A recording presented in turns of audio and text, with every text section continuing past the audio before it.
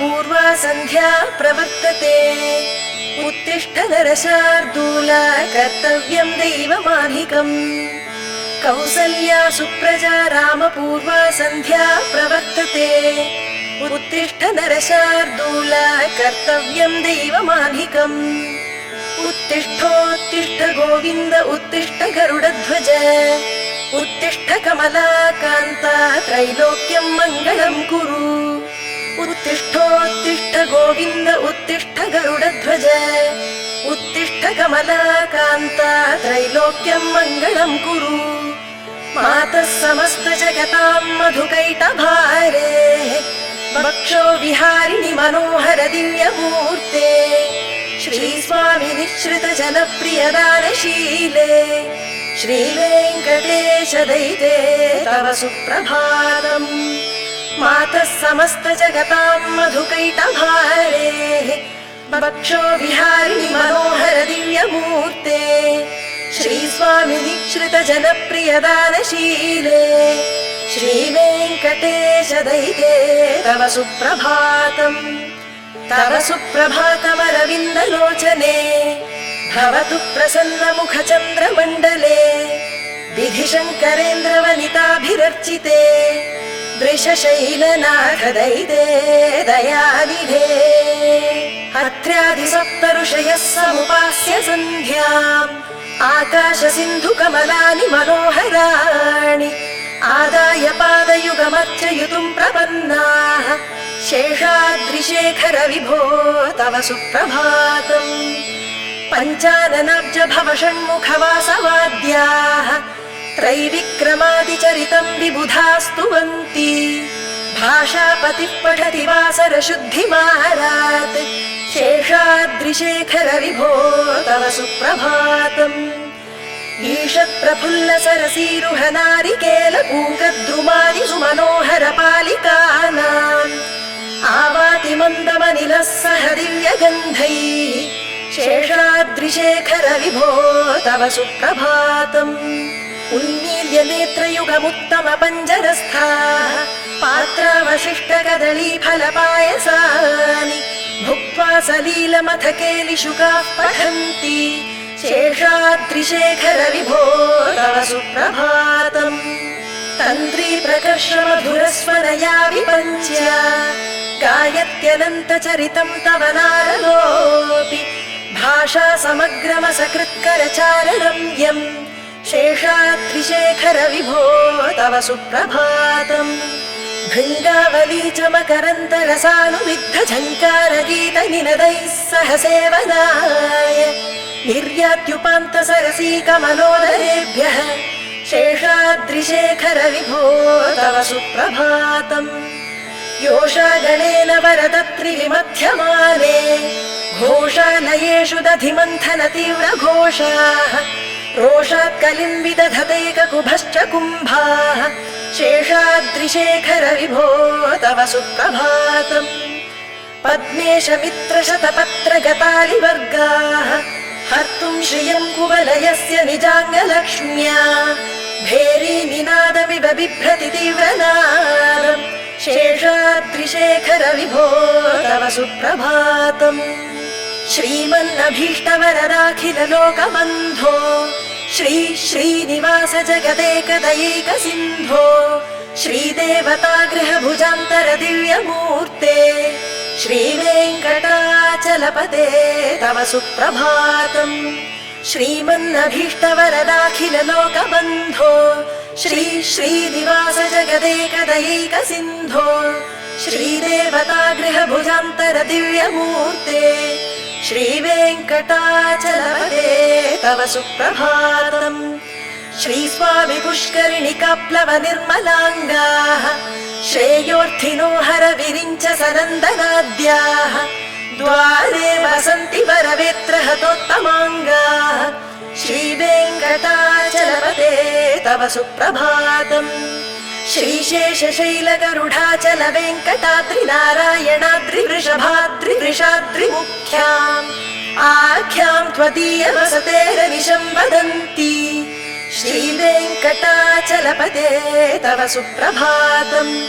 सेवा परा शिव सुरेश कृशानु धर्म रक्षोऽम्बुनाथ पवमान धनाधिनाथ बद्धाञ्जलि प्रविलसन् निज शीर्ष देशाः श्रीवेङ्कटाचलपते तव सुप्रभातम् धाटीषु देवि गराज मृगाधिराज नागाधिराज गजराज हयाधिराजाः स्वस्वाधिकार महिमाधिकमर्थयन्ते श्रीवेङ्कटाचलपते तव सुप्रभातम् सूर्येन्दु भौम बुधवाक्पति काव्य सौरिस्वर्भानुकेतु दिविशत् परिषत् प्रधानाः त्वद्दास दास शरमावधि दास दासाः श्रीवेङ्कटाचलपते तव सुप्रभातम् त्वत्पाद धूलि भरित स्फुरितोत्तमाङ्गाः स्वर्गापवर्ग निरपेक्ष निजान्तरङ्गाः कल्पागमाकलनयाकुलतां लभन्ते श्रीवेङ्कटाचलपते तव सुप्रभातम् त्वद्गोपुराग्रशिखराणि निरीक्षमाणाः स्वर्गापवर्ग पदवीं परमां श्रयन्तः मर्त्या मनुष्य भुवने मतिमाश्रयन्ते श्रीवेङ्कटाचलपते तव सुप्रभातम् श्रीभूमिनायक दयादि गुणामृताब्धे देवादिदेव जगदेक शरण्यमूर्ते श्रीमन्ननन्त गरुडादिभिरर्चिताङ्घ्रे श्रीवेङ्कटाचलपते तव सुप्रभातम् श्रीपद्मनाभ पुरुषोत्तम वासुदेव वैकुण्ठ माधव जनार्दन चक्रपाणे श्रीवत्स चिह्न शरणागत पारिजात श्रीवेङ्कटाचलपते तव सुप्रभातम् कन्दर्पदर्पहर सुन्दर दिव्यमूर्ते कान्ताकुचाम्बुरुह कुड्मललोल दृष्टे कल्याण निर्मल गुणाकर दिव्य कीर्ते श्रीवेङ्कटाचलपते तव सुप्रभातम् मीनाकृते कमठकोल नृसिंहवर्णिन् स्वामिन् परश्वत तपोधन रामचन्द्र शेषांश रामयदुनन्दन कल्किरूप श्रीवेङ्कटाचलपते तव सुप्रभातम् एलालवङ्ग घनसार सुगन्धितीर्थम् दिव्यं वयत्सरिदि हेमघटेषु पूर्णम् धृत्वाद्य वैदिक शिखामणयः प्रहृष्टाः तिष्ठन्ति वेङ्कटपते तव सुप्रभातम् भास्वानुदेति विकचानि सरोरुहाणि सम्पूरयन्ति निनदैः ककुभो विहङ्गाः श्रीवैष्णवा सततमर्थित मङ्गलास्ते धामाश्रयन्ति तव वेङ्कट सुप्रभातम् ब्रह्मादयः सुरवराः समहर्षयस्ते सन्तः सनन्दन मुखास्तव योगिवर्याः धामान्तिके तव हि मङ्गलमस्तु हस्ताः श्रीवेङ्कटाचलपते तव सुप्रभातम् लक्ष्मी निवास निरवद्य गुणैक सिन्धो संसार सागर समुत्तरणैक सेतो वेदान्त वेद्य निज वैभव भक्त भोग्य श्रीवेङ्कटाचलपते तव सुप्रभातम् लक्ष्मी निवास निरवद्य गुणैक सिन्धो संसार सागर समुत्तरणैक सेतो वेदान्त वेद्य निज वैभव भक्त भोग्य श्रीवेङ्कटाचलपते तव सुप्रभातम् इत्थं वृषाचलपतेरिह सुप्रभातम् ये मानवाः प्रतिदिनं पठितुं प्रवृत्ताः तेषां प्रभात समये स्मृतिरङ्गभाजाम्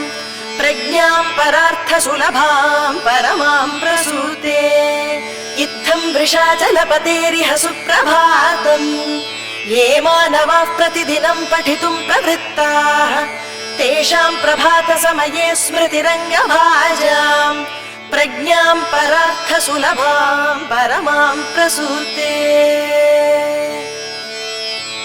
कमलाकुच चूचुक कुङ्कुमतो नियतारुणितातुलनीलतनो कमलायतलोचन लोकपते विजयी भव वेङ्कटशैलपते कमलाकुच चूचुक कुङ्कुमतो नियतारुणितातुलनीलतनो कमलायतलोचन लोकपते विजयी भव वेङ्कटशैलपते सचतुर्मुख षण्मुख पञ्चमुख प्रमुखाखिल दैवत मौलिमणे शरणागत वत्सल सारनिधे परिपालय मां वृषशैलपते अतिवेलतया तव दुर्विषहैरनुवेलकृतैरपराधशतैः भरितं त्वरितं वृषशैलपते परया कृपया परिपाहि हरे अधिवेङ्कटशैलमुदारमतेर्जनताभिमताधिकदानरतात् परदेवतया गदितान्निगमैः कमलादयितान्न परङ्कलये कलवेणुरवावश गोपवधूषटकोटिवृतात् स्मरकोटिसमात् प्रतिवल्लविकाभिमतात् सुखदात् वसुदेवसुतान्न परङ्कलये अभिराम गुणाकर दाशरथे जगदेकदनुद्धर धीरमते रघुनायक राम रमेश विभो वरदो भवदेव दया जलधे अवनीतनया कमनीयकरं रजनीकर चारुमुखाम्बुरुहम् रजनीचर राजतमो मिहिरं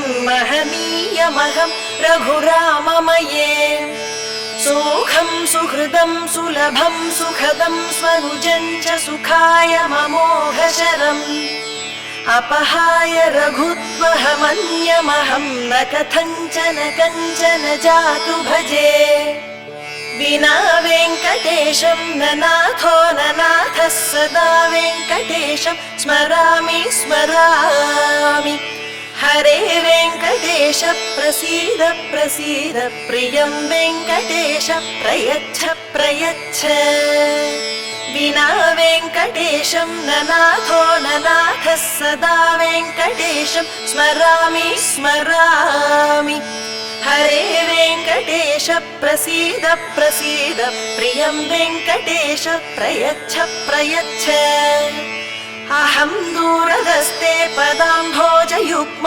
प्रणामेच्छया गत्य सेवां करोमि सकृत्सेवया नित्यसेवा फलं त्वं प्रयच्छ प्रयच्छ प्रभो वेङ्कटेश अज्ञानिना मया दोषान्न शेषान् विहितान् हरे क्षमस्व त्वं शेषशैलशिखामणे अज्ञानिना मया दोषान्न शेषान् विहितान् हरे क्षमस्व त्वं शेषशैलशिखामणे